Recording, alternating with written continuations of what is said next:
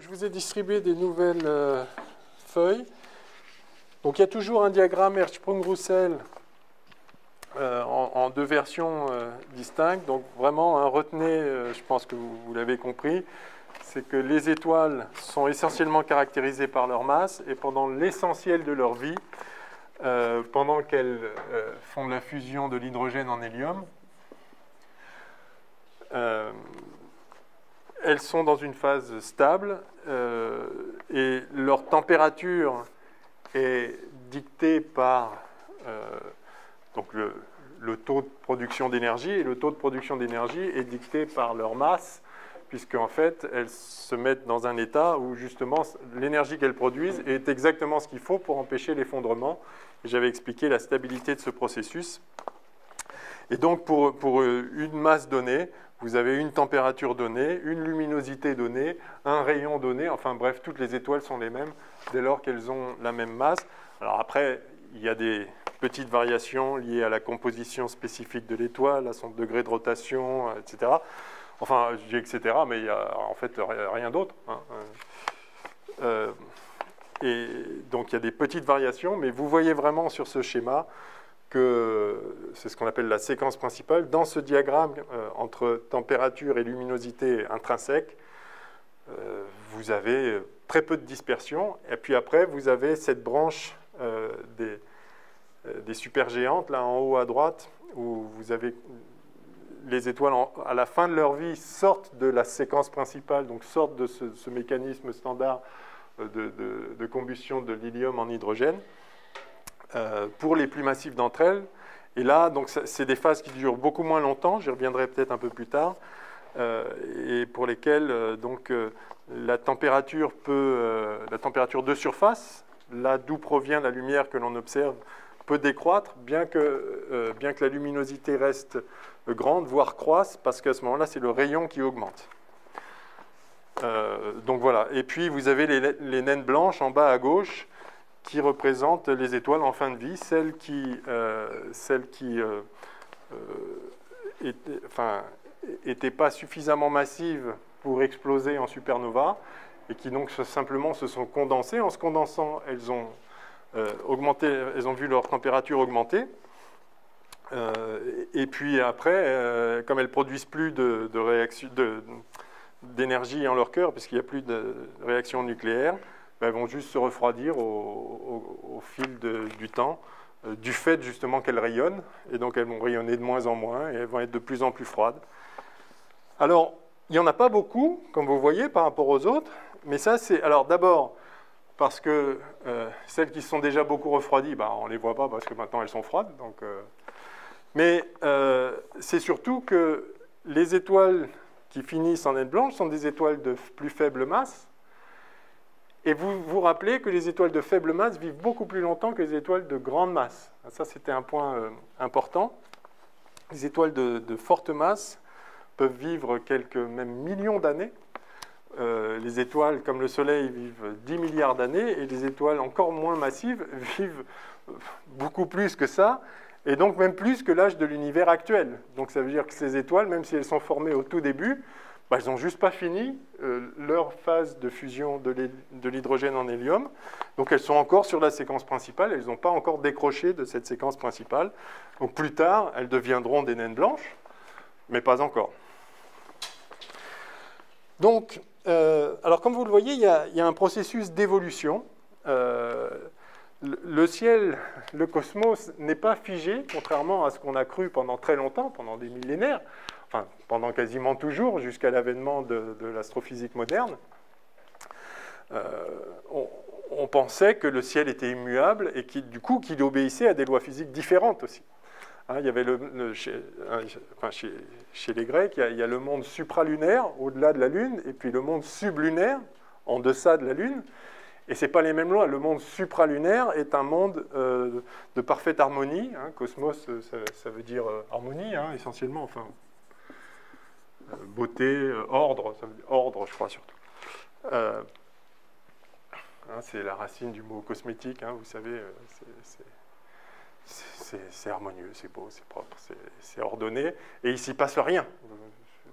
Vous voyez les étoiles, Alors, évidemment, le ciel tourne globalement, bon, parce que la Terre tourne sur elle-même, mais la distance relative, les positions relatives des étoiles restent toujours les mêmes. Vous revenez demain, c'est pareil. Vous revenez dans 6 mois, c'est pareil. Vous revenez dans 200 ans, c'est pareil. Et ça, évidemment, enfin, on le savait dans l'Antiquité. Dès qu'on a commencé à noter les positions des étoiles, les Babyloniens, etc., on voyait bien, 1000 ans après, c'était encore pareil. Donc il ne se passe rien. C'est un monde où il ne se passe rien. C'est éternel.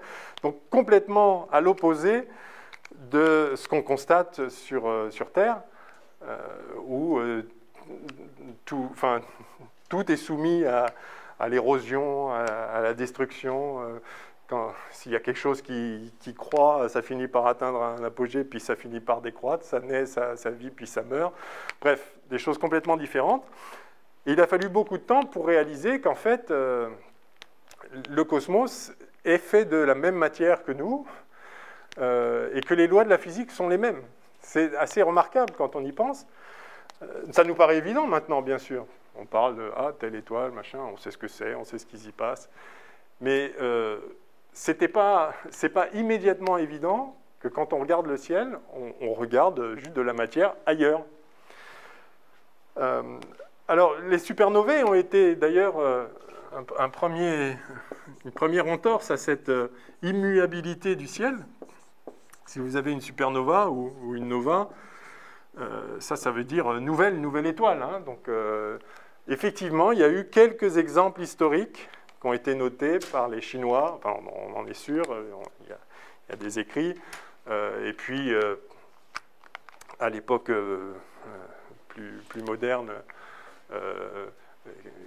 Kepler, Tycho Brahe ont vu des supernovas, des étoiles apparaître, une nouvelle étoile dans le ciel, donc ça prouve bien que c'est peut-être pas si immuable que ça.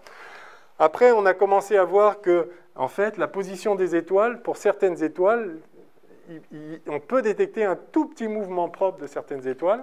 Je vous avais parlé de la mesure de la parallaxe par Bessel, oui, je crois. Hein, donc, si on regarde vraiment à la seconde d'arc près, on peut voir que, en fait, par rapport à il y a 10 ans, elle s'est un tout petit peu déplacée, et donc, c'est pas si immuable que ça. Donc, il y a des mouvements, les astres se déplacent, mais enfin, ils sont tellement loin que, même s'ils se déplacent très très vite, ce qui est le cas, hein, typiquement les étoiles dans la galaxie, elles se déplacent les unes par rapport aux autres, environ un ordre de grandeur, c'est typiquement 30 km par seconde. C'est pas rien. Et puis les étoiles tournent autour du centre de la galaxie à des vitesses encore bien supérieures que ça, enfin, par rapport à ce qui serait un référentiel galiléen attaché au centre galactique. Donc il y a des mouvements, mais les distances sont telles que ça ne se voit pas à nos échelles. Et de même, on le voit, il y a de l'évolution en réalité, les étoiles évoluent, et donc il y a des étoiles qui n'existaient pas, puis après qui existent, puis après qui n'existent plus, mais sur des échelles de temps qui sont, donc pour notre Soleil, 10 milliards d'années, même pour les étoiles supermassives, comme je l'ai dit, c'est quelques millions d'années, mais c'est pareil, 1 million d'années, de toute façon, ça ou éternel, à notre échelle, c'est pareil.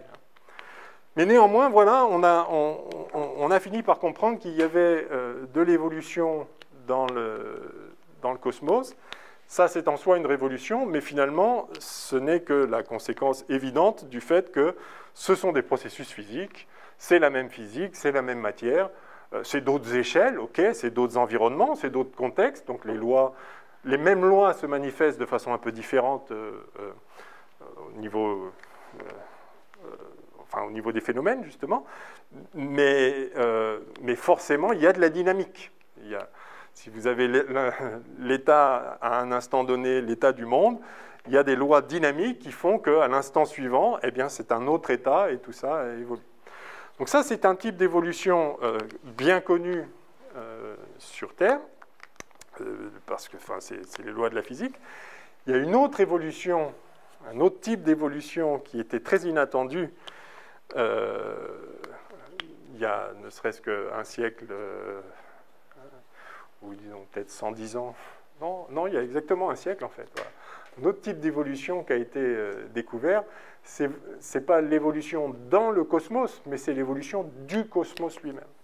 Le fait que non seulement il se produit des phénomènes donc, qui se développent dans le temps au sein de l'univers, mais que l'univers, globalement, dans son ensemble, peut être considéré comme quelque chose de dynamique.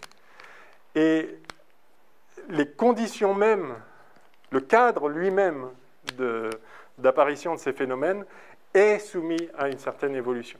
Et ça, vous savez tous, c'est ce qu'on appelle l'expansion de l'univers, et c'est cette découverte-là qui a ouvert un pan nouveau de l'histoire des sciences, mais de l'histoire de la pensée en général. Et c'est quelque chose qu'il ne faut pas sous-estimer. C'est-à-dire, c'est quelque chose qui d'ailleurs, initialement, avait gêné Einstein, qui était prêt, évidemment, comme tout le monde, à admettre qu'il se passe des choses dans l'univers, y compris, donc il se passe des choses, évidemment, dans notre environnement, donc il se passe des choses, mais y compris qu'il se passe des choses au niveau des étoiles, à l'échelle des galaxies, ou ok, il se passe des choses avec une échelle de temps différente, mais il se passe des choses, ça c'est quelque chose, enfin, ok, il se passe des choses. Mais que le cadre au sein duquel les choses se passent soit lui-même soumis à une évolution, vous voyez que ce n'est pas tout à fait la même chose.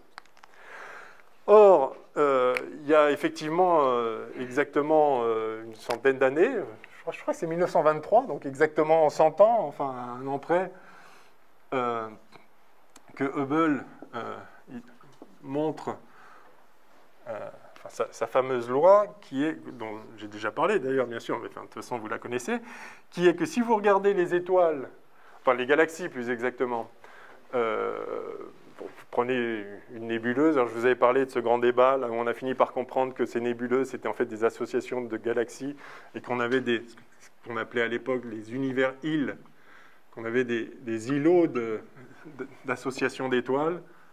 Hein, donc il y a la Voie lactée, et puis il y a la galaxie d'Andromède, puis après il y a une autre galaxie, puis une autre. En fait, et puis entre les deux, il n'y a rien, quoi. Il y a des vides. Donc c'est vraiment donc on appelle ça des galaxies, okay, des ensembles d'étoiles qui sont liées gravitationnellement, c'est-à-dire que une étoile ne peut pas se barrer parce qu'elle est attirée par l'ensemble de la gravitation de toutes les autres. Exceptionnellement, par chance, il y en a une qui peut être propulsée avec une telle vitesse qu'éventuellement elle va partir. Mais enfin, bon, on a des systèmes qui sont liés gravitationnellement et qui sont indépendamment liés gravitationnellement. Donc c'est en ce sens qu'on peut parler d'une galaxie. Une galaxie, c'est un ensemble d'étoiles et de gaz et toute la matière sous toutes les formes que vous voulez, qui sont liées gravitationnellement à un même ensemble. Et puis après, vous en avez une autre, puis une autre. Et quand on a commencé à pouvoir déterminer les distances, vous vous rappelez, avec les céphéides, etc., on s'est aperçu que les agglomérats comme ça d'étoiles, enfin donc les galaxies, appelons-les par leur nom, les galaxies, en fait, s'éloignaient de nous, via l'effet Doppler, on peut regarder la vitesse d'éloignement ou de rapprochement, et on s'aperçoit que la vitesse d'éloignement, vitesse de récession, en fonction de la distance, est une loi de proportionnalité. Alors quand Hubble fait ses mesures, c'est à peu près, et puis ça s'est affiné, et puis, mais en tout cas, par ailleurs, évidemment, les galaxies ont chacune leur mouvement. Mais ce qu'on voit, c'est qu'en moyenne et globalement, plus une galaxie est éloignée de nous, plus elle est à une grande distance, plus elle s'éloigne vite de nous. Et cette relation de proportionnalité fait qu'il y a donc une constante entre la vitesse d'éloignement et la distance.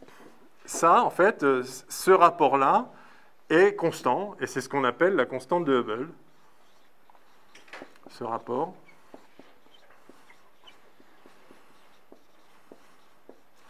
Donc, comme vous voyez, c'est des mètres par seconde par mètre. Alors, on l'exprime plutôt dans des unités en kilomètres par seconde par mégaparsec. Je vous ai parlé du parsec ou pas comme unité? C'est pas une distance entre la Terre et le Non. Pardon, la distance que parcourt la lumière en 3,5 années. Ah oui, alors en 3,26 années, mais la définition du parsec, c'est la distance à laquelle il faut être, enfin c'est la distance d'une étoile qui aurait, qu'on verrait avec une parallaxe de 1 seconde d'arc.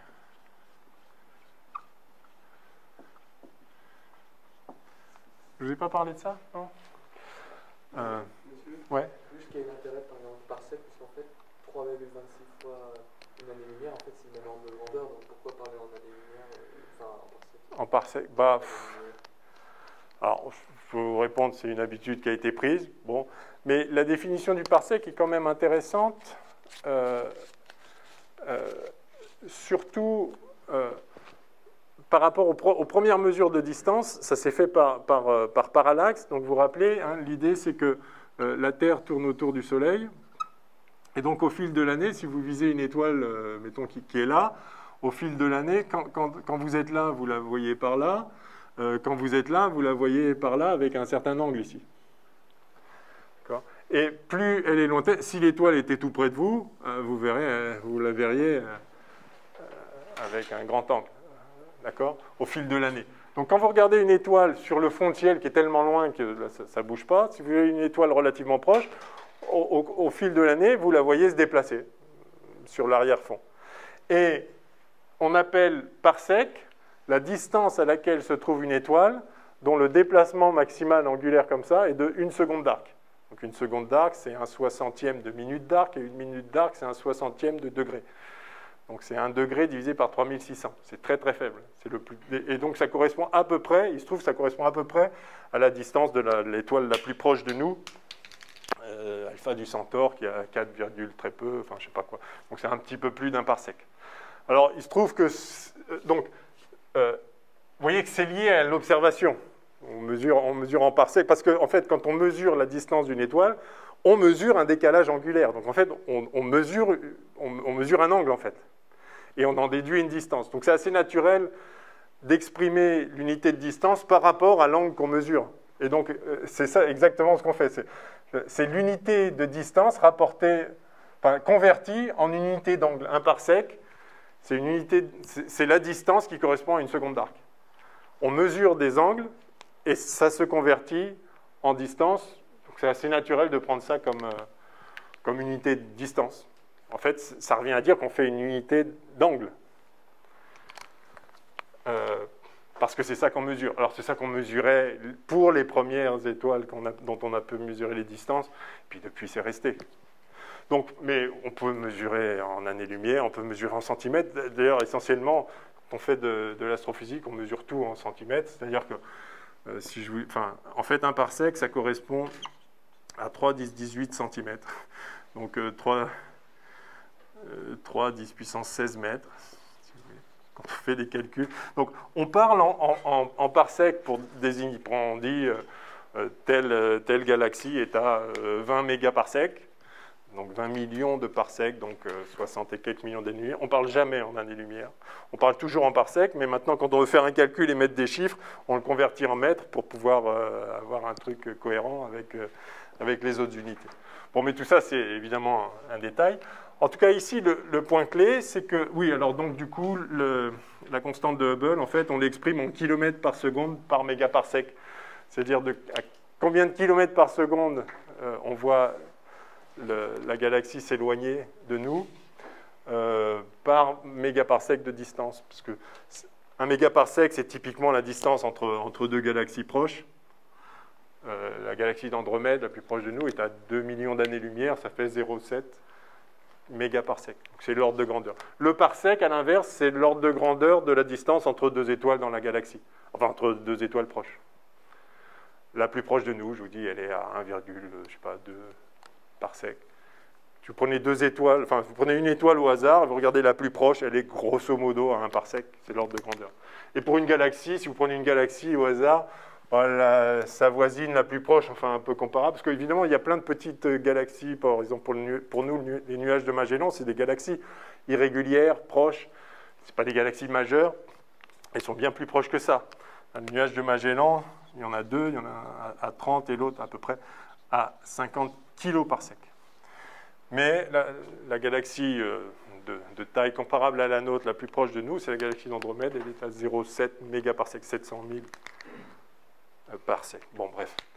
Donc le point que je voulais souligner, c'est ça, enfin que je pense vous connaissez, hein, cette fameuse loi de Hubble, c'est que les galaxies s'éloignent de nous d'autant plus vite qu'elles sont plus lointaines. Et c'est proportionnel. Ça, c'est un fait observationnel majeur, même si à l'époque, il n'était pas forcément super bien établi, mais les indications étaient suffisamment nettes pour que les gens se résolvent à l'évidence. Oui, les galaxies s'éloignent de nous, et plus elles sont loin, plus elles s'éloignent vite. Ça, c'est extrêmement troublant. Alors, la première chose qui pourrait paraître troublant, c'est pourquoi elles s'éloignent de nous? On est au centre de l'univers ou quoi? C'est quoi ce truc-là? On avait fait la révolution copernicienne en disant non, non, la Terre n'est pas au centre de tout.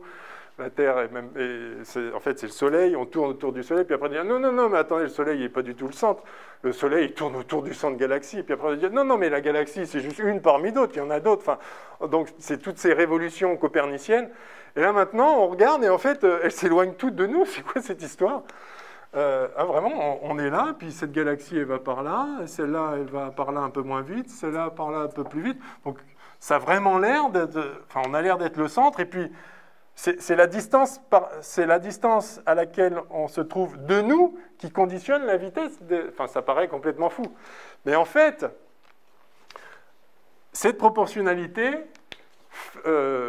permet de réaliser qu'en réalité, on n'y est pour rien dans l'affaire. C'est-à-dire, si vous avez vraiment le tissu de l'univers, disons-le comme ça, si vous avez l'univers qui gonfle, comme gonfle un pudding, hein, si vous connaissez cette image qui est souvent prise, le pudding au raisin, là, vous mettez des raisins et puis vous faites gonfler ça au four, ça gonfle dans toutes les directions, et si vous prenez n'importe quel raisin, il va voir les autres raisins s'éloigner de lui à une vitesse proportionnelle à sa distance. Donc tous les points sont les centres, là, il n'y a pas un point privilégié. Chacun peut dire « Ah, mais ça a l'air de s'éloigner de moi ». Oui, mais justement parce que ça gonfle en bloc. Et donc, un truc qui est plus loin, il s'éloigne plus. Ben oui, parce que de là à là, ça s'est éloigné, mais de là à là aussi, ça s'est éloigné. Donc là, de là à là, ça s'est éloigné 2 fois plus. Donc en fait, cette proportionnalité, elle vient du fait que c'est vraiment, globalement, que vous avez une expansion. Et donc c'est ça, l'expansion. On découvre l'expansion de l'univers. C'est un truc absolument mystérieux. Vous voyez, là, c'est pas les galaxies bougent. En plus, elles peuvent bouger par ailleurs, bien sûr. Il y a cette expansion, ça n'empêche pas les galaxies de s'attirer les unes les autres par gravitation. Donc, c'est pas tout le monde est figé dans un tissu qui s'expand. Mais il y a ce tissu qui s'expand, enfin je dis tissu, façon de parler, il y a cette espèce de trame spatiale qui est en expansion, et là-dedans se passent des phénomènes. Ça peut bouger, ça peut fusionner, les galaxies font ce qu'elles veulent, les étoiles naissent, meurent, il se passe les phénomènes physiques. Mais le cadre au sein duquel se passent les phénomènes physiques, lui-même, a sa propre dynamique, et cette dynamique, c'est une expansion. C'est quelque chose d'absolument révolutionnaire. Évidemment, aujourd'hui, on dit bah, l'univers est en expansion. Oui, bah oui, merci. Vous le saviez à 5 ans, vous saviez que l'univers était en expansion. Mais il y a 100 ans, c'est un truc fou. Alors, en fait, ce qui est intéressant, c'est que quelques années avant, à peine, 1915, Einstein publie sa théorie de la relativité générale. Et quand on applique la théorie de la relativité générale à l'univers dans son ensemble, eh bien, on s'aperçoit que c'est tout à fait naturel que l'univers soit en expansion. En fait, c'est même une prédiction de la théorie de la relativité générale. Alors, plus exactement,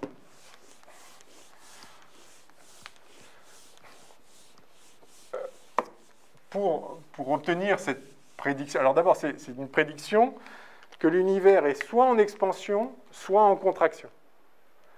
Intéressant. Et puis on regarde, et puis le nôtre est en expansion. Bon, très bien. Mais ce qui est vraiment remarquable, c'est que alors qu'on avait l'habitude de considérer l'espace comme un truc au sein duquel se déroulent des phénomènes, il n'y a rien à en dire, c'est OK, il y a l'espace à 3 dimensions, il est euclidien. Donc, enfin voilà, vous avez une trame. Alors, je la fais à 2 dimensions, parce que j'ai dessiné au tableau seulement. Et il est là, puis dedans, il se passe des trucs, des mouvements, il se passe tout ce que vous voulez. Cette trame est là, et point. Et sa géométrie est bien connue, c'est la géométrie euclidienne, c'est-à-dire entre là et là, c'est quoi la distance? C'est ça au carré plus ça au carré, voilà. Donc si vous avez ici un petit déplacement dx dans la direction x, ici dans la direction y, un petit déplacement dy, la distance entre les deux, qu'on peut noter ds carré ici, enfin ds, vous avez ds carré, donc la distance ici, on note s pour des raisons, peu importe, appelez-le comme vous voulez, enfin, cette distance-là, c'est dx2 plus dy2. Vous prenez 2 points quelconques, vous connaissez, vous pouvez calculer leur distance par le théorème de Pythagore, quoi. C'est la géométrie, la géométrie d'Euclide. Euclide, quand il écrit les éléments, enfin quand les Grecs font de la géométrie, ils ne disent pas « c'est la géométrie euclidienne », c'est la géométrie. Comment ça pourrait être autre chose? Ça se démontre, ça. Ça se démontre, sauf que ce n'est pas la seule possibilité, en fait. Il y a d'autres géométries possibles. Ça a été découvert au XIXe siècle et formalisé au XIXe siècle. On peut avoir des géométries courbes. Vous pouvez faire de la géométrie sur cette feuille de papier tordue comme ça, voilà. Alors celle-ci, en fait, quand je la tords comme ça, elle est pas courbe, mais c'est là où c'est subtil. Mais vous prenez la surface de la Terre, c'est une géométrie courbe. Si vous imaginez que votre monde, c'est juste la surface d'un ballon, vous apercevez que les lois géométriques sur cette surface-là ne sont pas les mêmes que les lois de la géométrie euclidienne. En particulier, vous pouvez dessiner... Là, si je dessine un triangle, la somme des angles dans le triangle, ça fait 180 degrés. Évidemment, ça fait 180 degrés. Parce que cet angle-là...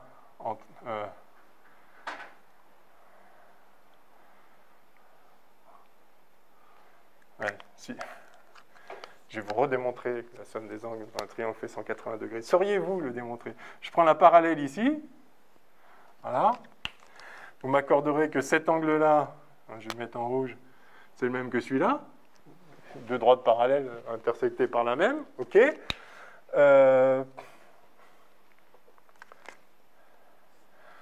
vais le mettre en vert. Cet angle-là, c'est le même que celui-là.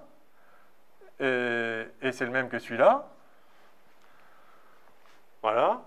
Et donc ça plus ça plus ça, ça fait ça plus ça plus ça. Oui, c'est sur la même droite, ça fait 180 degrés. Évidemment. La somme des angles d'un triangle, ça fait 180 degrés. Oui, si vous faites un triangle sur Terre, sur la surface de la Terre, ça ne fait pas 180 degrés. Ça peut faire même 270 degrés. Vous partez du pôle Nord, vous allez comme ça sur l'équateur, vous allez tout droit là. Puis après, vous tournez à angle droit. Vous allez tout droit sur un quart de cercle, un quart de la Terre, puis vous retournez à angle droit ici, et vous arrivez à angle droit ici. 3 fois 90, ça ne fait pas 180. Vous avez un triangle dessiné sur la surface de la Terre, dont la somme des angles ne fait pas 180 degrés. Mais en fait... c'est normal, c'est juste pas une géométrie plane, c'est pas la géométrie euclidienne, la géométrie de la sphère. Elle est courbée, et vous pouvez mesurer la courbure en voyant justement comment varie vous pouvez définir ou mesurer la courbure en regardant comment varie la somme des angles dans un triangle, par exemple, en fonction de la taille du triangle. Vous voyez aussi que le périmètre d'un cercle qui vaut 2πr, 2π fois le rayon, ça, oui, enfin, en géométrie euclidienne. Parce que sur la sphère, c'est pareil, si vous vous mettez au pôle Nord, là, et puis vous tracez un cercle, vous plantez un bâton, vous prenez une ficelle d'une certaine taille, et puis vous tracez un cercle. Vous tournez autour en tendant le fil. Par exemple, si vous prenez un fil de cette longueur-là, vous avez planté votre bâton là, ça va vous faire un cercle. Mais la longueur de cercle, c'est pas 2π fois la longueur du rayon. C'est moins. Oui, c'est pas une géométrie euclidienne. Donc, il y a d'autres géométries possibles. La théorie de la relativité générale, c'est une théorie qui décrit... Alors, ces motivations, je ne vais pas vous faire la théorie de la relativité générale, bien sûr, ni ses réelles motivations, mais les motivations... les motivations sont liées à un approfondissement de la réflexion physique, mais essentiellement ce que ça fait, en tout cas, le résultat, c'est que c'est une interprétation de la gravitation comme une manifestation de la courbure de l'espace-temps.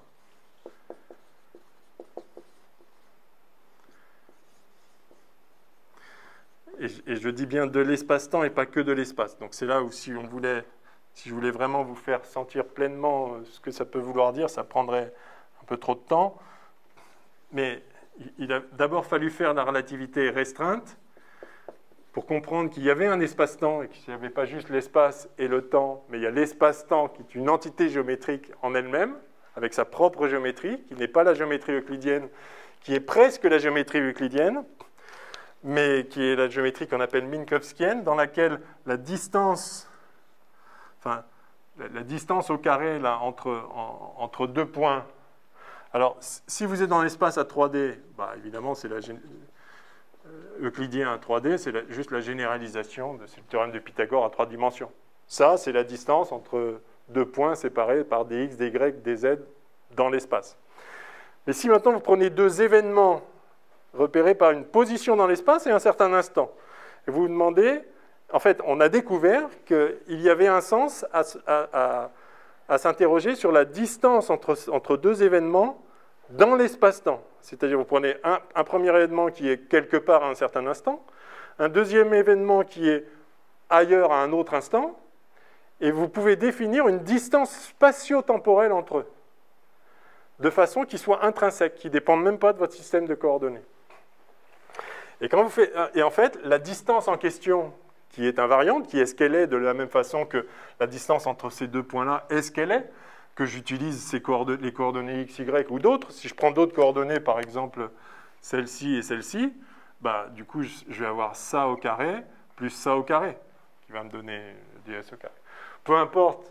Alors, ça, c'est pas la même distance que ça, c'est pas la même distance que ça, mais ça au carré plus ça au carré, ça fait ça au carré plus ça au carré, quoi qu'il arrive. Pourquoi? Parce que c'est la distance au carré de ça. Et ça, c'est ce que c'est, peu importe sur quoi je projette les vecteurs, peu importe mon système de coordonnées. La distance, elle est ce qu'elle est, point. Eh bien, on a découvert que c'est pareil dans l'espace-temps. Entre deux points de l'espace-temps, donc une position et instant, il y a une distance qui est ce qu'elle est. Et cette distance, elle ne s'exprime pas comme dx2 plus dy2 plus dz2 plus dt2. Alors, juste pour convertir, ce n'est pas les mêmes unités, ça c'est des mètres et ça c'est des secondes. Donc, on peut mettre la vitesse de la lumière là, juste pour faire la conversion, peu importe. Enfin, peu importe. Le fait que ce soit la vitesse de la lumière, pour la géométrie de l'espace-temps, c'est un détail. Pas pour la physique, mais donc peu importe ici. Ça pourrait être ça. Si c'était ça, ce serait un espace-temps euclidien. Bah, c'est pas ça. En fait, c'est juste ça. Voilà. C'est ça la géométrie de l'espace-temps. Alors, pour vous expliquer vraiment ce que ça veut dire et vous faire comprendre les conséquences, bon, il faudrait faire la relativité. J'espère que vous en ferez un jour pour vous, parce que c'est très beau. Et là, j'ai juste pas le temps de le faire. Mais c'est ça. En tout cas, c'est vrai. Ceci est vrai. Alors, ceci est vrai dans l'espace-temps en l'absence de gravitation. Cet espace-là, il n'est pas euclidien, mais il est plat. Au sens en un sens géométrique qu'on pourrait préciser. Donc ça, c'est la géométrie de l'espace-temps telle qu'on la découvre en 1905, issue de la théorie de la relativité d'Einstein de 1905. En fait, on a surtout compris ça grâce à Minkowski en 1908, mais c'est c'est la géométrie de la relativité restreinte.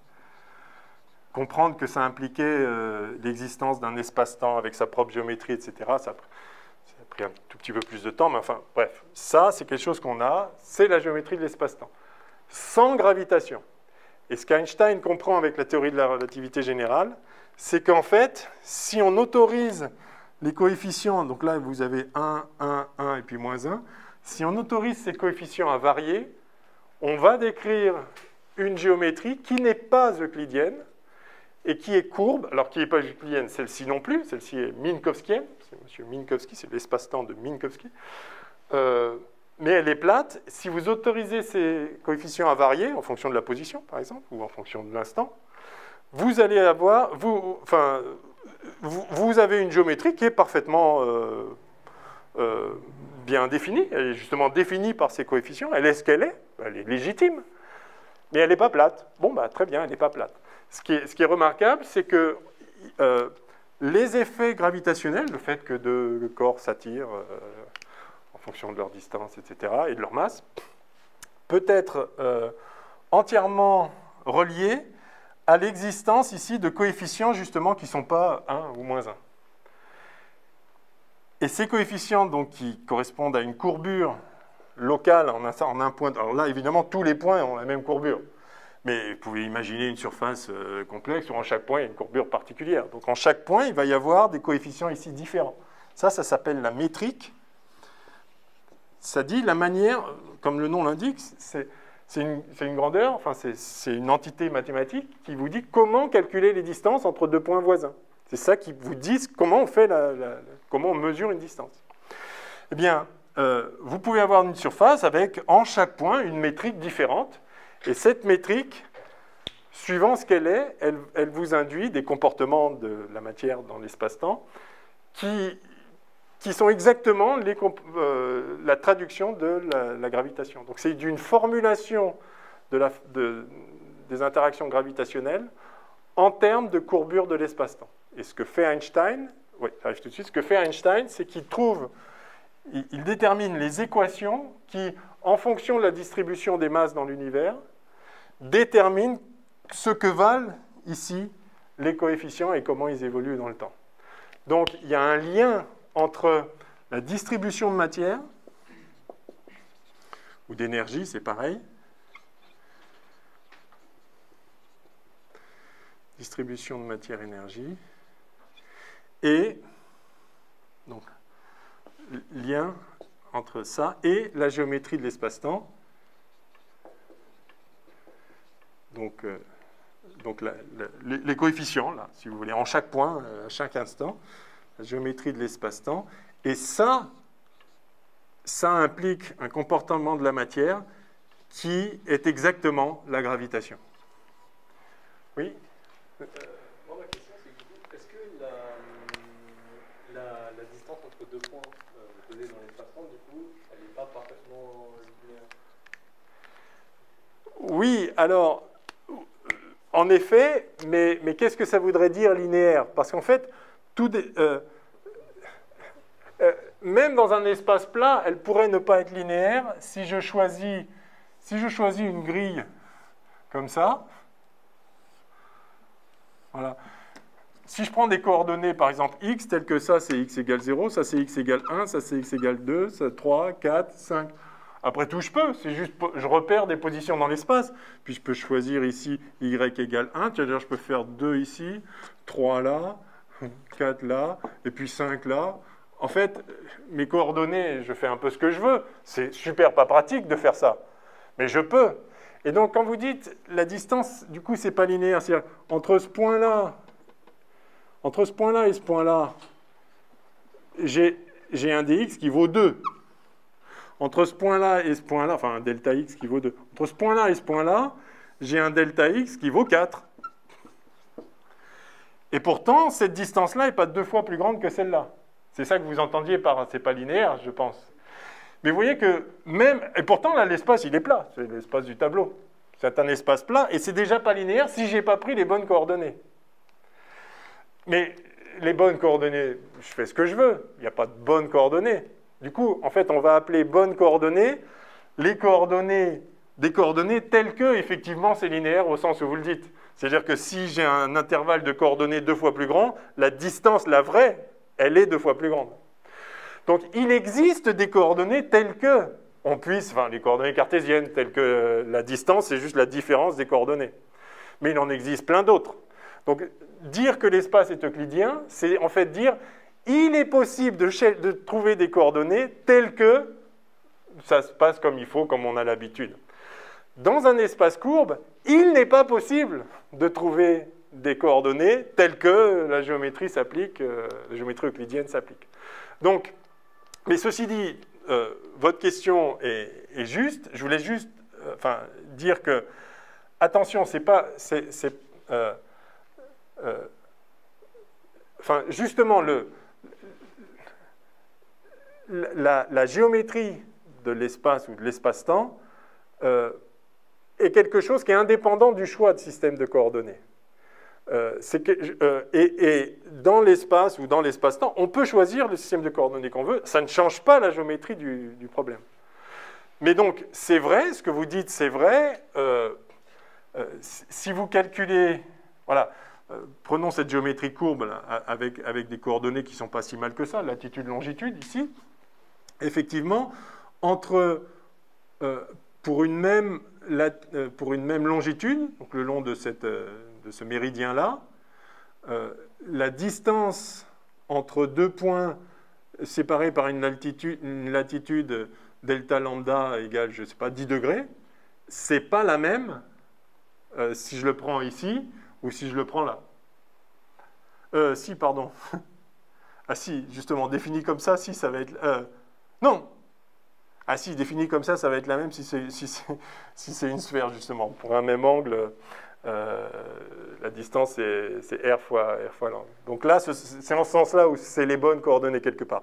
Mais à la limite, imaginons que ce ballon, il est aplati, et à ce moment-là, ce sera plus vrai que la distance physique est proportionnelle à ce delta-là. Donc en ce sens-là, ce ne sera pas linéaire. C'est-à-dire entre 0 et 10 et entre 0 et 20, il n'y a pas forcément 2 fois plus. Alors sur la sphère parfaite, oui, mais sinon, non. Enfin, voilà. Donc, je ne sais pas si ça répond à votre question. OK. OK, donc ce que fait la théorie de la relativité générale, c'est de comprendre la gravitation en termes de courbure de l'espace-temps. Et la courbure de l'espace-temps, c'est une modification de la géométrie locale de l'espace et du temps, enfin, de l'espace-temps ensemble. Et c'est en fait une la géométrie de l'espace-temps, c'est la spécification de ces paramètres-là qui disent comment mesurer les distances, quoi. Et Einstein découvre que ça peut changer dynamiquement suivant la distribution de matière. Donc ça, c'est la relativité générale. 1915, très bien. Je l'ai mis, 1915 ? Non, je ne sais pas. Enfin, bref, 1915.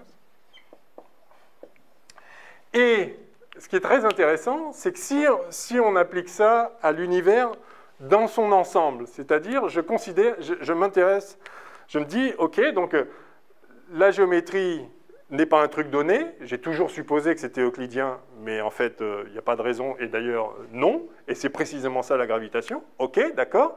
Alors, du coup, c'est quoi la géométrie de l'univers? Est-ce que je peux la définir? Alors, le problème, c'est que c'est très compliqué, parce que, justement, c'est dynamique, ça change tout le temps. Si vous regardez autour du Soleil, les planètes tournent autour du Soleil, justement parce que l'espace-temps est courbé par la présence du Soleil, qui est une certaine distribution de matière, beaucoup de matière à un endroit, ça fait une géométrie de l'espace-temps qui est très spécifique dans son environnement, et c'est ça qui fait que ça se manifeste par le fait que les corps se mettent en orbite. C'est la gravitation. Mais si vous mettez un peu plus loin du Soleil, du coup, la courbure n'est pas la même. Si vous allez encore plus loin, ce n'est pas la même. Puis le Soleil, il bouge dans la galaxie. Donc, en fait, il emporte avec lui des modifications de courbure. Donc, c'est très compliqué, la géométrie. En chaque point, il y a une propre courbure qui dépend de la distribution des masses autour et de où elles étaient avant. Enfin, bon, bref. Donc, c'est super compliqué. On se dit, c'est absolument inextricable. Et effectivement, c'est absolument inextricable.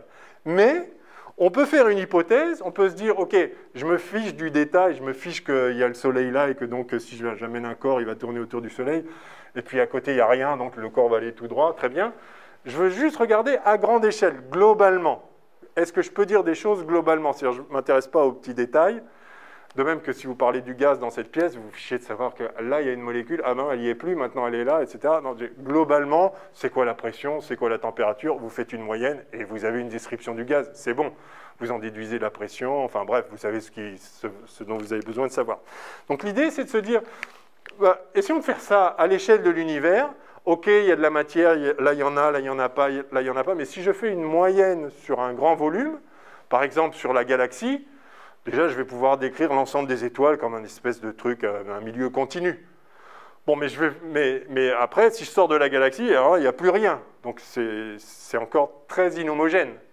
Mais si je prends un grand volume dans l'univers, avec plein de galaxies dedans, donc un volume de, je sais pas, de 1 milliard d'années-lumière, un grand volume comme ça.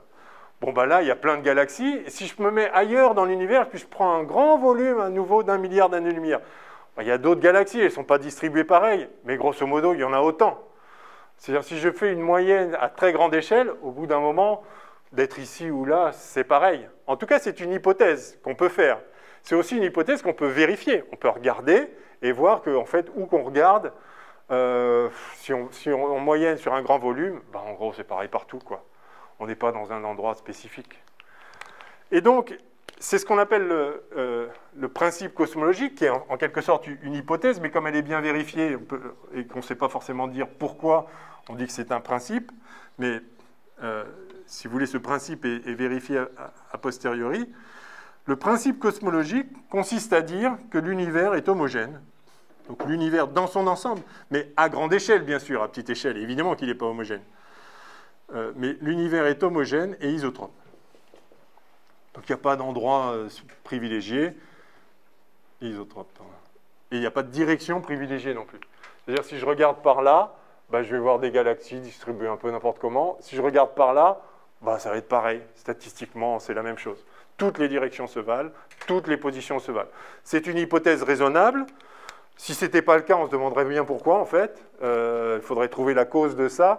Mais par défaut, a priori, on peut se dire, bon, pour commencer en tout cas, voyons ce qu'il en est. On se place à grande échelle. Je ne cherche pas à décrire la géométrie de l'espace-temps autour de chaque point de l'univers, mais je veux avoir en moyenne l'idée quand même comment ça se passe. Alors, ce qui est remarquable, c'est que alors que les équations d'Einstein sont extrêmement difficiles à résoudre dès lors que vous avez 2-3 corps, là, si vous voulez le détail, c'est l'enfer.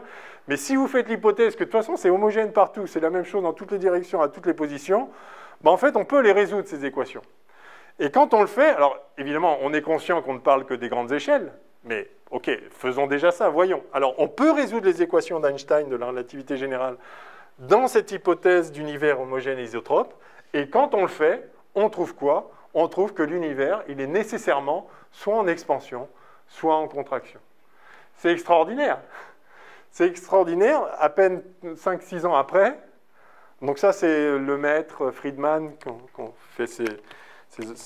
ont appliqué la relativité générale comme ça à l'univers dans son ensemble. Je crois que c'est 1917, 1918. Donc très, très vite après ça, c'est une idée naturelle, se dire, ok, regardons, puisqu'on a une nouvelle théorie, on voit que l'espace-temps a une géométrie spécifique, essayons de voir laquelle alors du coup. Donc prenons les hypothèses symétriques les plus simples, et ils ont vu ça, et alors ça n'a pas plu à Einstein évidemment au départ, parce qu'Einstein justement, il imaginait que l'univers, il est ce qu'il est, il est immuable, ok, il peut se passer des choses dans l'univers, mais il ne peut pas se passer des choses à l'univers. L'univers, c'est le cadre dans lequel se déroule la physique. Et donc, Einstein s'est aperçu qu'en fait, dans ces équations, il y a la possibilité d'ajouter un terme sans mettre par terre la théorie. En fait, en respectant toutes les symétries de la théorie, on peut rajouter un terme qu'on note lambda et qu'on appelle constante cosmologique.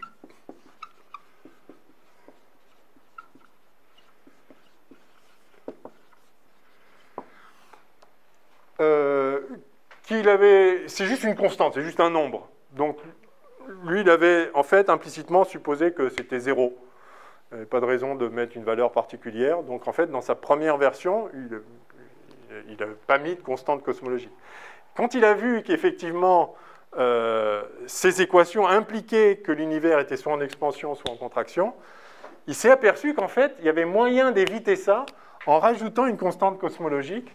Il y avait moyen d'avoir un univers stable et statique, quoi, qui n'est pas en évolution lui-même, quoi. Il peut y avoir encore une fois de l'évolution dedans, mais pas l'univers lui-même n'est pas en évolution. Donc très bien. Alors sauf qu'en fait, quand on regarde ça, en fait, le problème c'est que donc on peut avoir un univers statique avec une constante cosmologique, mais c'est un univers qui est instable. C'est-à-dire s'il y a une petite déstabilisation, en fait, c'est un équilibre instable, quoi. Si vous avez une bille en haut d'une montagne comme ça, ouais, c'est bon, c'est à l'équilibre, mais en fait, il ne va pas y rester. Donc, ce n'est pas une très bonne solution, mais néanmoins, c'était quand même une possibilité. Sauf que quand, en 1923, donc très peu de temps après, Hubble découvre que l'univers est en expansion, en fait. Et donc, c'est pour ça qu'Einstein a dit « Ah, c'est la plus grande erreur de ma vie d'avoir ajouté ça ». En fait, ce n'est pas une erreur, il avait raison. En fait, il avait d'autant plus raison qu'en réalité, maintenant, on sait qu'il y a une constante cosmologique. Ça n'ajuste pas la valeur qui fait que c'est stable, mais il avait raison de voir qu'en fait, oui, il y a la possibilité d'ajouter un terme dans ces équations, et de fait, il est là, ce terme. Donc, en soi, ce n'est pas une erreur. Mais peut-être l'erreur, c'était d'avoir cru, mais on comprend, que l'univers ne pouvait pas être en expansion, qu'il devait être statique. Ça paraît tellement fou que le cadre lui-même évolue. Mais de fait, c'est le cas. Et donc, quand on découvre l'expansion de l'univers via la récession des galaxies, bah, du coup, évidemment, on fait le lien. Et on comprend bien que c'est ça. C'est assez extraordinaire. Quand on y pense, si jamais on avait découvert la relativité générale un siècle plus tard, je ne sais pas ce qu'on aurait pu faire de cette observation d'expansion. Ça paraît vraiment très, très étrange quand même. Mais de fait, on comprend ça. C'est un effet géométrique. C'est un effet géométrique de l'espace-temps. L'univers est en expansion. Oui, monsieur. Ouais. Donc, c'est pas du tout lié au Big Bang Alors, si. Alors, justement, l'autre chose... ce qu'on voit, donc, quand on résout les équations d'Einstein à l'échelle de l'univers, on voit qu'effectivement, en gros, cette fameuse métrique, enfin la manière de calculer la distance, si vous voulez, je vais le faire de façon simplifiée, mais représentative. Donc, comme je vous ai dit, c'est comme ça. Et en fait, vous avez ici un facteur qu'on appelle facteur d'échelle. Je vais le mettre au carré, why not?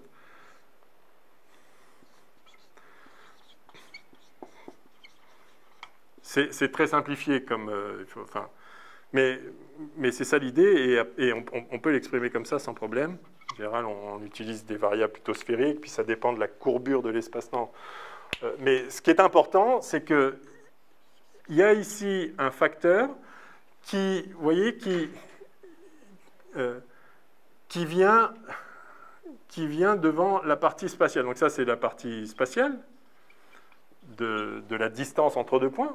En fait, il y a une certaine distance spatiale et une distance temporelle. Elle ne s'ajoute pas au carré comme si c'était un espace euclidien. Il y a un signe moins. Bon, très bien, c'est comme ça. C'est la structure de l'espace-temps. On peut l'expliquer, on peut le comprendre. Mais... Donc vous avez une partie spatiale et une partie temporelle. Et ce que vous voyez, c'est qu'en fait, la partie spatiale a un facteur devant, en fait, qui fixe en quelque sorte le rapport entre les tailles spatiales et les tailles temporelles. Il ne faut pas le dire comme ça, parce que ce rapport, c'est toujours la vitesse de la lumière, mais ça revient à ça, si vous voulez. Et donc, c'est dans ce terme-là, c'est de l'évolution de ce terme-là, qui vous montre qu'en fait, la partie spatiale, pour une même coordonnée x, y, z, si vous revenez plus tard, la distance est plus grande. Pour un même dx, dy, dz, donc c'est-à-dire, si je refais ma grille comme ça, je vais le faire à 2 dimensions. Donc vous aviez x, y. Je vous ai dit, si vous êtes, de là à là, vous avez un certain dx ici, entre ces deux points-là de l'univers. Vous avez un certain dx, vous avez un certain dy, d'accord? Et donc, vous avez une taille ici, ds, telle que ds2, je regarde juste la partie spatiale ici, c'est dx2 plus dy2. Mais si en fait, ce n'est pas dx2 plus dy2, c'est une certaine constante fois dx2 plus dy2 qui dépend du temps. Ça veut dire que pour un même dx, dy, c'est-à-dire que vous êtes aux mêmes coordonnées x, y de cet espace, si vous revenez plus tard et que a est plus grand, vous n'avez pas bougé, mais la distance est plus grande. Avant, la distance, c'était a de t1 à l'instant t1 fois dx2 plus dy2, et maintenant, à l'instant t2, c'est a de t2 fois dx2 plus dy2. Et si a de t2 est plus grand que a de t1, bah juste la distance a augmenté. Si a de t2 est plus petit que a de t1, bah la distance a diminué. Et c'est ça l'expansion ou la contraction de l'univers. Est-ce qu'à partir de ça, ça permet de calculer en fait tous les modèles, la vitesse initiale par exemple, l'expansion, comment Alors, ce que l'énergie qu'il a fallu pour l'instant initial. Oui, on peut. Oui, alors. Non, le problème, c'est la façon dont vous le formulez est problématique. Parce que vous dites la quantité d'énergie. Ce qu'on peut dire, ce que donnent les équations d'Einstein, c'est le lien entre l'évolution de ce facteur-là et la densité d'énergie. Donc ça, oui. Ce que vous voyez, quand vous avez dit la vitesse d'expansion, je ne sais pas ce que ça veut dire, la vitesse d'expansion. Enfin, plutôt l'accélération. Oui, en fait... Et du coup, on peut en conclure la vitesse en fonction du temps. En fait, ce qu'on peut appeler vitesse d'expansion, c'est la dérivée de ce facteur en fonction du temps. C'est A point, enfin dA sur dt, si vous voulez. D'accord ? Et vous pouvez aussi avoir l'accélération de l'univers, de l'expansion. À ce moment-là, c'est la dérivée seconde, effectivement, de ce facteur d'échelle. Vous voyez, le premier point que je voulais vous communiquer, c'est que quand on dit l'univers est en expansion, les galaxies s'éloignent, etc., c'est vraiment l'espace-temps c'est la métrique de l'espace-temps qui est affectée, c'est-à-dire que, encore une fois, si vous avez deux galaxies ici à cette coordonnée-là, enfin ces coordonnées-là et ces coordonnées-là, supposons qu'elles ne bougent pas. En plus, elles peuvent bouger un peu, évidemment, elles peuvent faire ce qu'elles veulent par rapport à la trame, mais je considère la trame de l'espace-temps. Donc je prends deux galaxies qui sont posées sur l'espace-temps à cet endroit-là. Elles ne bougent pas, elles restent aux mêmes coordonnées. Leur distance augmente. Parce que ce facteur augmente. La distance physique entre deux points... C'est le ballon, quoi.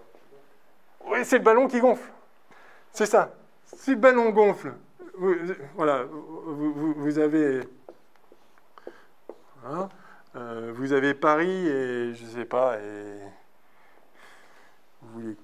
et Rio. Voilà. Vous avez Paris et Rio... Elles sont à telle lambda, enfin telle latitude, telle longitude. Elles ne bougent pas. Paris est là, Rio est là. Si la Terre gonfle, la distance entre Paris et Rio va augmenter. Mais elles n'ont pas bougé. Le ballon a gonflé. Eh bien là, ce que vous voyez, c'est qu'en fait, dans la métrique, le facteur d'échelle, c'est-à-dire justement ce qui permet de dire, quand on a un certain dx, c'est quoi la distance? C'est a de t fois dx. Si ce a de t varie, même si dx ne change pas, la distance va augmenter, parce que a de t varie. Alors après, vous pouvez aussi dire que Rio s'est éloigné, puisqu'effectivement, si vous appelez... Enfin, on peut dire qu'elle a une certaine vitesse par rapport à Paris, Rio, si le ballon gonfle, si la Terre gonfle, parce que, après tout, c'est quoi la distance? C'est justement la vitesse, c'est la variation de la distance en fonction du temps. Donc, OK. Mais ça n'implique pas qu'il y ait eu un changement de coordonnées. Ça dépend des coordonnées que vous prenez. Donc tout ça est compliqué. On a toujours le choix des coordonnées, c'est un peu ce qu'on disait ici. Par exemple, si à un instant donné, je prends ces coordonnées-là, puis à un instant suivant, je prends des coordonnées comme ça, à ce point-là, il a changé de coordonnées. En fait, il n'a pas bougé, mais il a changé de coordonnées parce que moi, j'ai changé ma définition des coordonnées. Donc tout ça se mord toujours un petit peu la queue, si je puis dire. C'est-à-dire, évidemment, il faut voir de quoi on parle. Mais...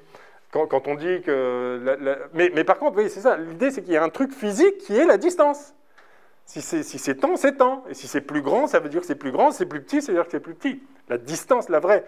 Et donc, ce que je voulais juste vous montrer là, c'est quand on dit l'univers en expansion, il ne faut pas forcément imaginer que les corps s'éloignent. Oui, ils s'éloignent, bien sûr, parce que la distance augmente. Donc, si c'est ça la définition de s'éloigner, ils s'éloignent, de fait. Mais... si vous êtes au repos par rapport à la trame de l'espace-temps, vous êtes au repos et la distance augmente, sans que vous bougiez. Et du coup, vous bougez si vous dites par rapport à un truc, à un autre truc. Mais enfin, vous voyez ce que je veux dire, l'expansion, c'est en ce sens-là que c'est une expansion globale. C'est une modification, en fait, de la façon d'établir les distances entre deux points. Et l'expansion de l'univers, c'est ça que montre la relativité générale. Encore une fois, quand on applique les équations de la relativité générale à l'univers dans son ensemble, en ne regardant pas les petits détails, en prenant juste, on fait une moyenne suffisamment grande pour que ce soit homogène isotrope. Quand on fait ça, on résout les équations, et on trouve ça, en fait, ce que donnent les équations d'Einstein, très exactement, c'est qu'elles disent, voilà quelle est la géométrie, elle est de cette forme-là, et ça rajoute, et voilà comment évolue ce facteur-là. Exactement, les équations d'Einstein, elles font exactement ça. Elles donnent la dérivée première et la dérivée seconde de ce facteur. Elle dit, c'est forcément, l'hypothèse homogène isotrope, ça vous dit, c'est forcément écrit comme ça, avec une certaine valeur là. Ok, mais laquelle? Ben, les équations d'Einstein vous disent, cette grandeur-là, elle évolue, ça c'est égal à une certaine fonction de la densité d'énergie et du temps. Et ça aussi, c'est égal à une certaine fonction de la densité d'énergie et du temps. Et de la valeur de la constante cosmologique, si on la rajoute, et effectivement, il faut la rajouter. Mais vous voyez, donc, le contenu matériel et énergétique de l'univers vous dit très précisément quelle est la vitesse d'expansion, au sens où quelle est la variation de ce facteur d'échelle. Oui. Est-ce que quand vous avez dit le ballon gonfle, c'est un peu, pas vraiment les corps qui se lèvent, mais c'est un peu tout. Ouais. Est-ce que c'est lié à l'énergie noire, ce qu'on appelle l'énergie noire? Non, alors ce qu'on appelle l'énergie noire, en fait, c'est la valeur de la constante cosmologique.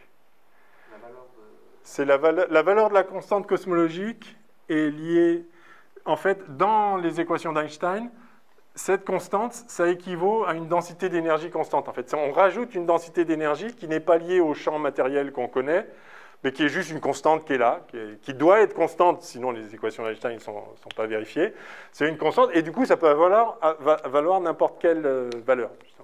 Mais en fait, ce terme agit dans l'équation, enfin, s'il a le bon signe, il agit comme une répulsion plutôt que la gravitation, c'est les corps s'attirent les uns les autres. Et ça, en fait, globalement, à l'échelle de l'univers, ça agit en accélérant l'expansion.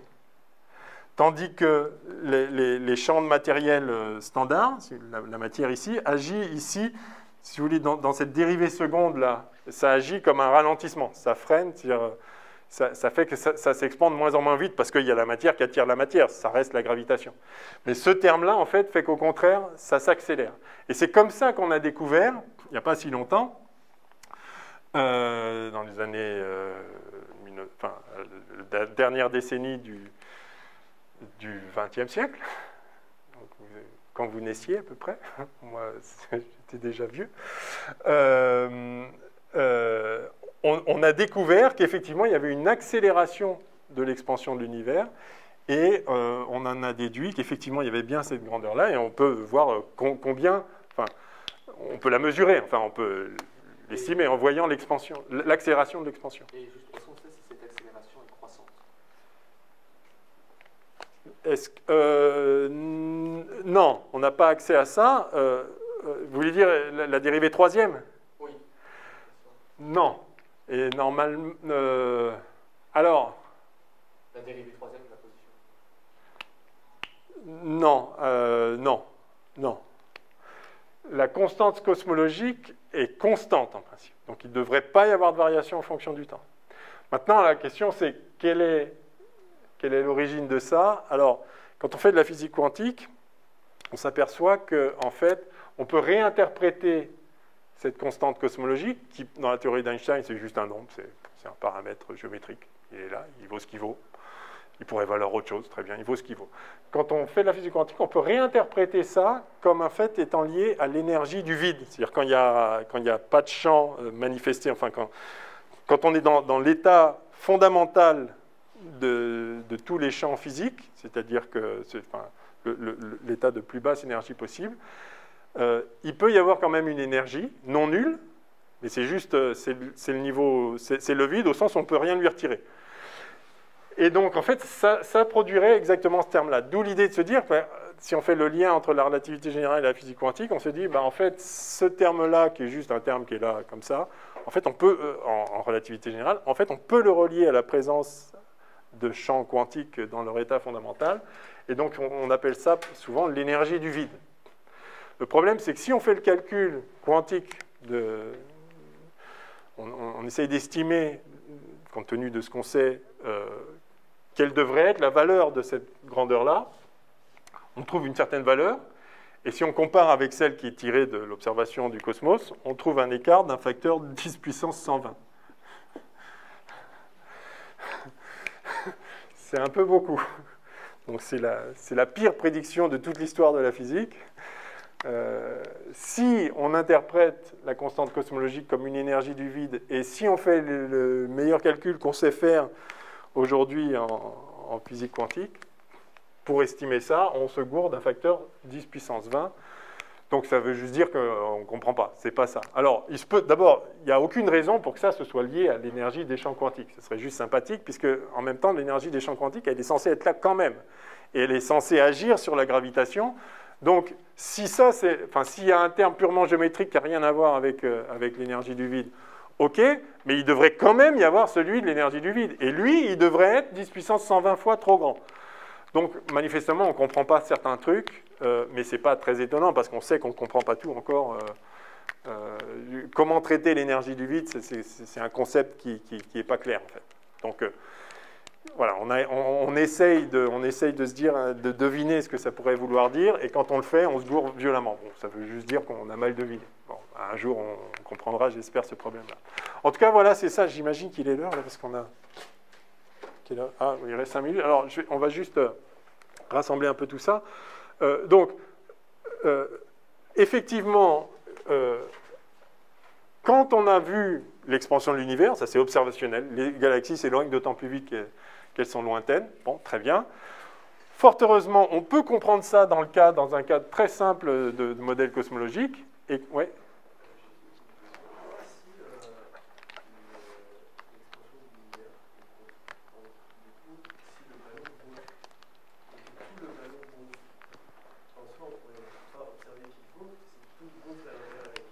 Oui, si, je comprends très bien ce que vous voulez dire. Et vous avez raison, sauf qu'effectivement, ça gonfle à grande échelle quand on a fait cette moyenne où on s'est dit que c'est homogène. Mais si vous regardez, ne serait-ce que dans notre galaxie, entre notre galaxie et la galaxie d'Andromède, et puis une autre galaxie ici, etc., là, il y a du vide, donc ce n'est pas homogène à cette échelle-là. En fait, si vous regardez ce qui se passe à l'échelle de la galaxie, là, vous verrez qu'il n'y a pas du tout d'expansion, là. Les étoiles, les étoiles gardent des distances fixes les unes par rapport aux autres, enfin, elles bougent sur cette trame. Si vous voulez, la trame de l'espace-temps, là, au sein de la galaxie, elle n'est pas en expansion, c'est à plus grande échelle qu'il y a une expansion. Donc c'est comme ça qu'on peut dire qu'effectivement, si toutes les distances croissaient, on ne pourrait pas le savoir. C'est-à-dire, si je mesure un truc avec un mètre qui croît à la même vitesse que la table croît, je ne me rendrais même pas compte qu'il y a plus de mètres à mètre, puisque le mètre lui-même serait devenu plus grand. Ok. Donc, vous avez tout à fait raison. Ça n'a de sens de parler de l'expansion que si on garde... que si on dispose d'une unité de longueur qui ne subit pas cette expansion générale. Et alors c'est le cas en fait. Donc si on essaye en fait de voir un peu à quelle échelle on passe de pas d'expansion à une expansion, c'est autour du gigaparsec. En dessous d'un gigaparsec, disons, au-delà d'un gigaparsec, là, on est pleinement en expansion. En deçà, c'est là où on ne peut plus appliquer l'hypothèse d'homogénéité. En fait, c'est déjà plus très homogène, mais on constate l'expansion sur des échelles comme ça, il n'y a pas de problème. En deçà, en tout cas à l'échelle de la galaxie, bien sûr que non, et à notre échelle là, non plus. Alors, juste ce que je voulais rajouter pour finir, parce que vous avez demandé, mais c'est quoi le lien avec le Big Bang, etc. Donc, effectivement, ce que mesure Hubble, et évidemment toutes les mesures qui ont suivi, qui ont affiné tout ça, sur donc, la vitesse d'éloignement des galaxies en fonction de leur distance, ce que mesure Hubble, c'est le rapport vitesse sur distance, H0, là, à à l'instant t. Donc on le note h0, justement ça veut dire maintenant le 0. Ça c'est h comme Hubble, c'est la constante de Hubble. Quand on dit constante de Hubble, c'est constant à un instant donné. Donc c'est-à-dire c'est constant dans l'espace à un instant donné. C'est une droite ici.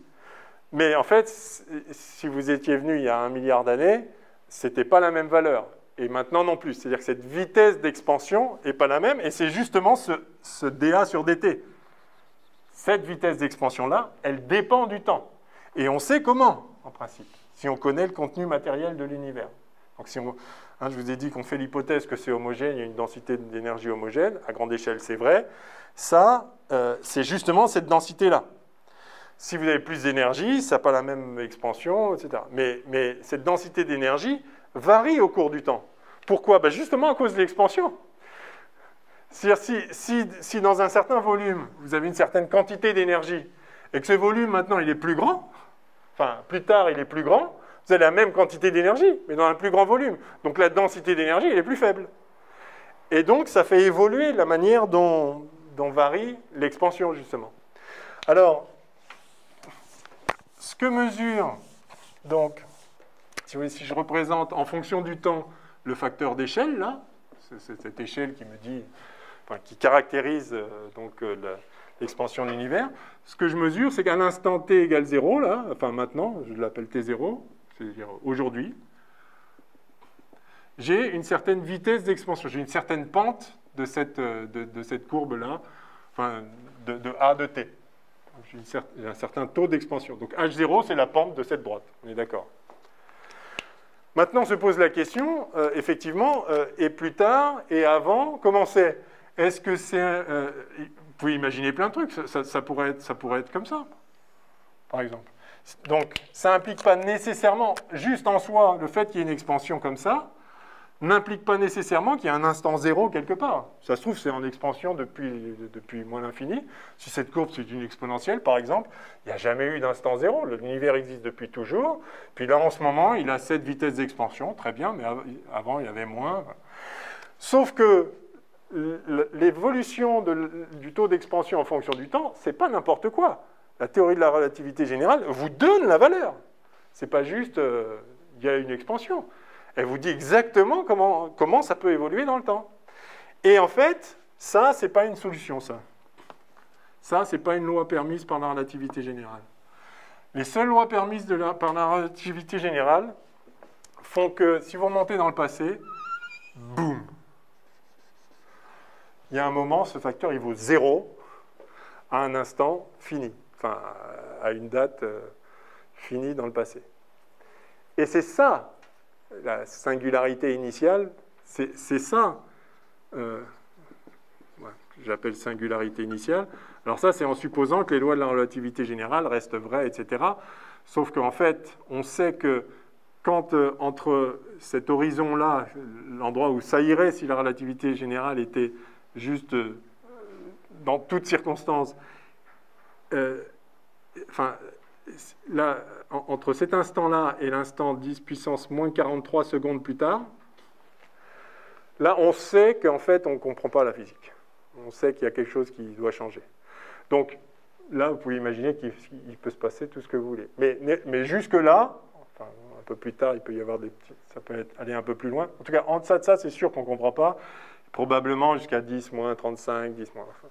secondes, on ne sait pas trop. Donc, vous pouvez imaginer ce que vous voulez avant. Mais en tout cas, ce qui est sûr, donc là, je peux l'appeler singularité initiale. Ce qui est sûr, c'est que dans le passé, c'était, voilà, vous pouvez suivre cette courbe pendant très longtemps, jusqu'à ici un facteur d'échelle extrêmement petit, et donc, c'est-à-dire que, enfin, facteur d'échelle extrêmement petit, et donc, voilà, facteur d'échelle petit, donc une densité d'énergie absolument colossale. Puisqu'encore une fois, hein, vous avez une certaine énergie, si vous mettez un volume plus grand, une densité plus faible, si vous mettez un volume plus petit, une densité plus grande.